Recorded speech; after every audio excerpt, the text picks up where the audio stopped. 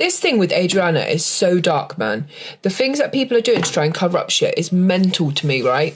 Sorry, I'm trying to get ready. But this Francis, who actually put out the live yesterday, we played on my live, where he had talked to the father and to the father's team about the cotton wool in the nose. You know, they confirmed it was cotton wool. They confirmed the cotton wool was missing before the autopsy happened. They confirmed that one of the doctors had actually gone in and spent time with Adrianna's body before the autopsy, like the pathologist. Like, it makes no sense to me at all. So then when this guy comes out and puts out the live saying what he's spoken about with the father, and I believe it was the doctor, sorry, then they deny it. They go, now we never spoke to you. So now he's proven it and he's putting out screenshots like, there's our call, 19 minutes long, we did have this call. And then they come back and go, yeah, we did have the call, but we didn't speak about what you said you did. Like, you guys are so fucked, man. The way you're running around trying to control this shit and cover things up and stop this little girl getting justice. Like, how any of you will ever sleep at night, like, I just don't know. But let me show you some of these screenshots. So, like, Caleb tries to come out and said, I've never had that conversation with the dad and aunt, never spoke to him. Francis comes back and says, you're a liar. I spoke to Mr. Young up to this afternoon. He said you never made contact after the autopsy and that he didn't trust you. You confirmed the vital evidence was missing from the body of Adrianna Young by the time of the autopsy, and also it has been allowed to enter an advanced state of decomposition. Are you also going to lie about your connections to Inda or who funded you to buy the Medical Arts Hospital? You are giving the strong impression that you are compromised. And you can see here, and we've crossed out some of the number, that he did speak to Sir Brian Young. He's then confirmed he has had the chat with McCoggins, but I have actually blocked out the number that Francis has put up because I don't want you to be phoning Francis all day long. This is what's happened in this case. People are asking for help. The family have been asking for help. So Brian particularly has been asking for help from the UK, from all over the world. We've now offered that help. You've got McCoggins, you've got the legal team, Wade, all of that. You're all asking for help. You're asking for us to get the story out. We're getting the story out, and now you're all backtracking and saying that's not true. What happened to the cotton wool that was up her nose? You've all confirmed it was cotton wool, so what happened to it? It's evidence. Why is someone in there interfering with her body before an autopsy? Why was she not stored properly so she'd start to decompose? Everything that's happened up to now, it needs to be moot because it didn't count. It doesn't count. The autopsy you've done doesn't count because it's a half-assed job. You haven't even considered the fact evidence is missing. And this is exactly why a lot of people do not take what these officials say as the word or the ending word or the conclusion, because there are too many questions left unanswered. You understand me? The fridge was left off, so her body would rapidly decompose. You understand me? That is why when they said decomposition at first, I'm like, but she was dead for less than a day. They found her in the swimming pool hours after they searched in the morning. What kind of decomposition is taking place that will hinder you guys from doing a good job or tell the day and the specific time? Well, not the day, the specific time she died. Leaving off the freezer is what helped her body to decompose even further, accelerate the decomposition. People in high places and also people in low places are covering this up. And I might add that this is very troublesome and worrisome for the people of Guyana. So this is really interesting. President of Guyana, Irfan Ali, has wrote this post. On behalf of the government, the people of Guyana and my family, I again reiterate our love and support for Adrianna's family and loved ones. We pray that her soul finds eternal peace and that her memory be an inspiration of goodness, hope and positivity. We pray that her family is strengthened in faith and patience as the investigation into her death continues. In God's comfort and arms, I present the family and Adrianna in prayers, as I urge every Guyanese to do. In response, one of Adrianna's family members from the US put, Mr. Ali, I am a family member from USA.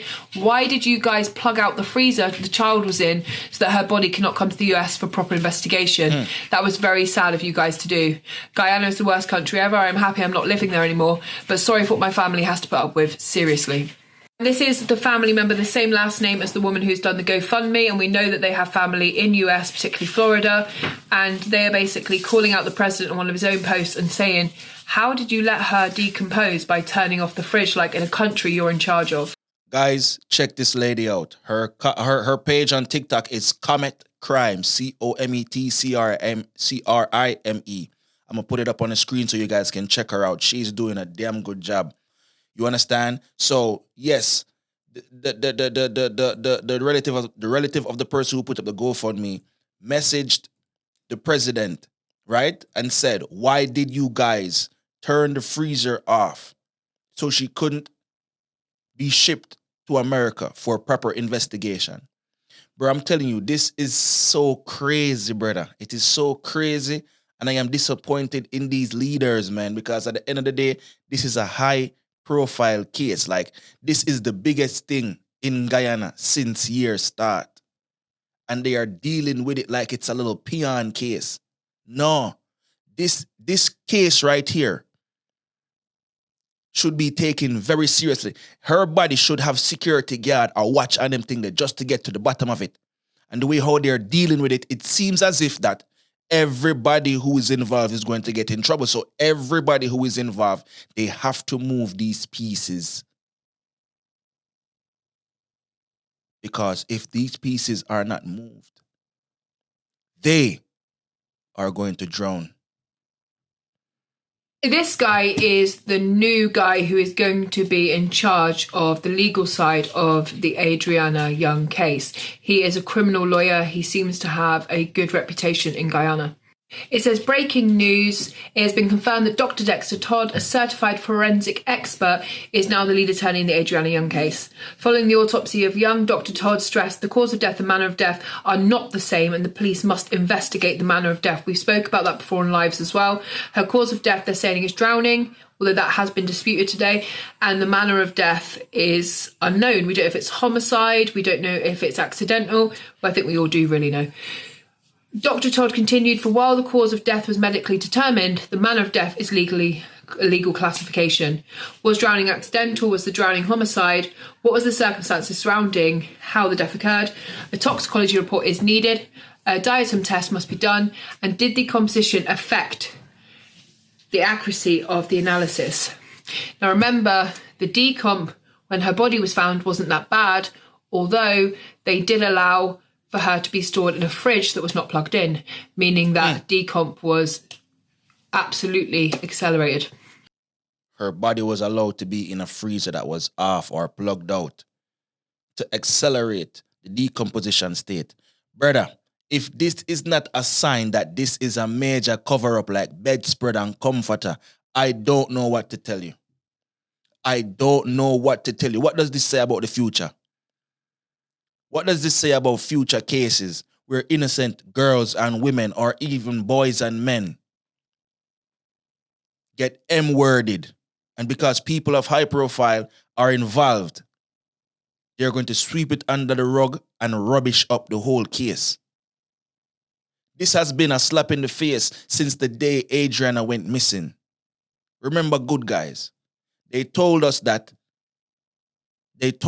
she went away in a car. They even gave the color of the car and license plate. Then now, hundreds of people searched the pool. The night Adrianna went missing, and the morning, nobody in the pool. And the body just miraculously showed up hours after it was searched. Then now, it is said that the building wasn't even burnt down by the protesters. The building was burnt down by people who work at the hotel to cover up DNA evidence. Now, that is a story I can believe, because how they're acting right now at this given point in time throughout the whole case, I believe that they burnt that place down to hide evidence. This is crazy, people. Censorship in the Adrianna case has begun. And what we're seeing is content creators who are being taken seriously in this case are starting to be targeted.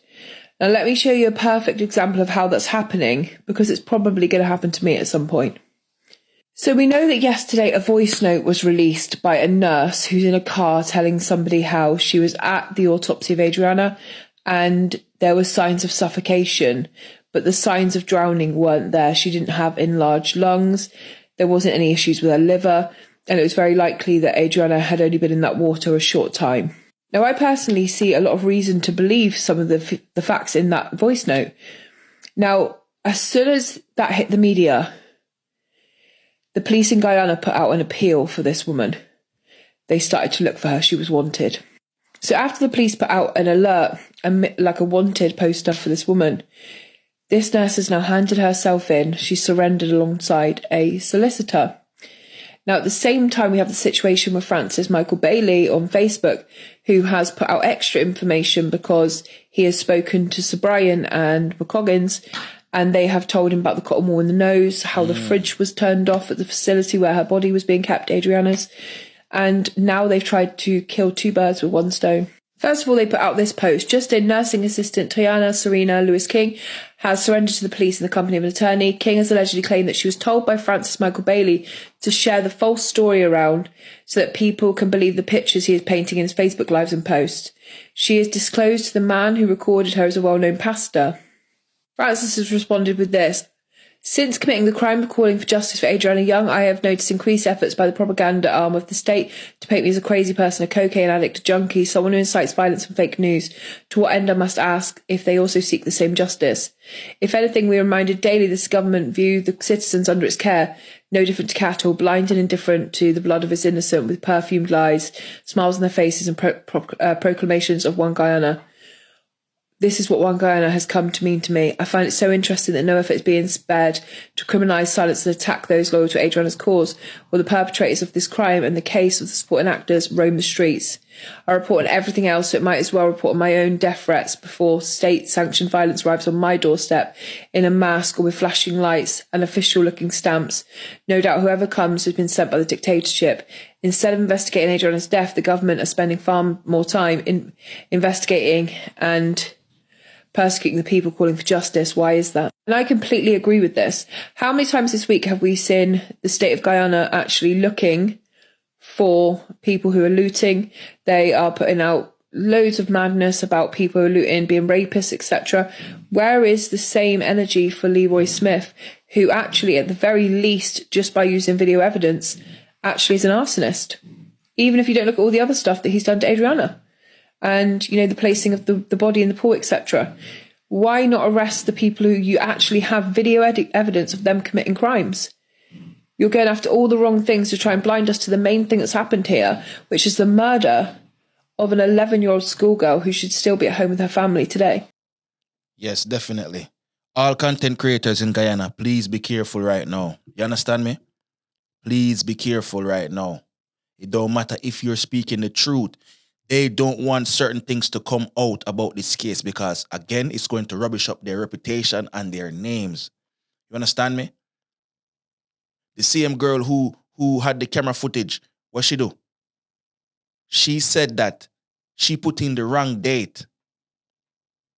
She put the wrong date in, so she saw a girl that fit the description leaving with somebody else in the car. What do you mean you put the wrong date in? What do you mean you put the wrong date in? How long have you been doing your job? Every single body who work at that hotel, from the people in managerial position to the person who sweep and mop, we need to find the chinks in their armor. We need to find the holes in these stories because, again, if they are censoring people with a voice, what do you think they're doing to this case? Ladies and gentle G's, I don't know, say One Nation and Imara Nation. Make sure you like, comment, share, subscribe, and hit the notification bell so we can grow the farm. Let me know what you think in the comment section, guys. Let me know. Big up on yourself. You don't know the things that on the King Step.